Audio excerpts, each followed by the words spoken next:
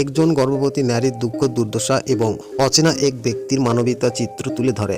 এই গর্ভবতী নারী, যার 10 মাসের গর্ভকাল তার স্বামী নির্মমভাবে বাড়ি থেকে বের করে দেয়, তার পেট ভরা ক্ষুধার্ত দুর্বল শরীর নিয়ে সে রাস্তায় পথে পথে ঘুরে বেড়ায়। 3 দিন 3 রাত ধরে মুখে কোনো খাবার জোটেনি। দুর্ভাগ্যক্রমে যখন সে কাদামাখা রাস্তায় চলেছিল, তখন একটি আবর্জনায় থেকে দুর্গন্ধ একটি ছোট রুটির টুকরো পায় এবং সেটি খেয়ে সামান্য শক্তি ফিরে পায়। কিন্তু একটি ছোট রুটির টুকরো একজন গর্ভবতী নারীর জন্য যথেষ্ট নয়।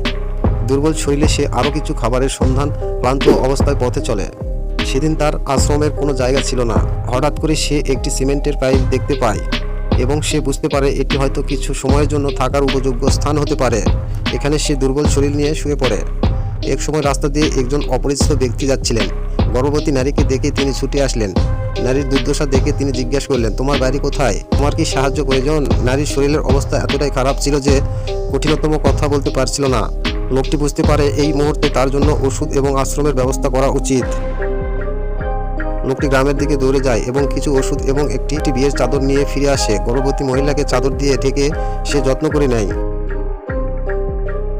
এরপর ওষুধটি সিদ্ধ করে তাকে খাওয়াই দেয়, পাশাপাশি তাকে আরামদায়কভাবে শুতে সাহায্য করে।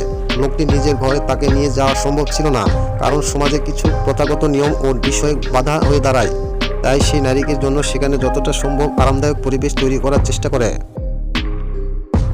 নারীটি এই সহায়তা পেয়ে কিছুটা শান্তি ফিরে পায়, তবে তার শরীরটা এখনও নাজুক। লোকটি তাকে বলে, তুমি এখানেই থাকো, আমি আবার গ্রামে ফিরে গিয়ে তোমার জন্য আরও কিছু আনবো। এই কথা বলে লোকটি আবার গ্রামে ফিরে যায় এবং কিছু অন্যান্য প্রয়োজনীয় সামগ্রী নিয়ে ফিরে আসে।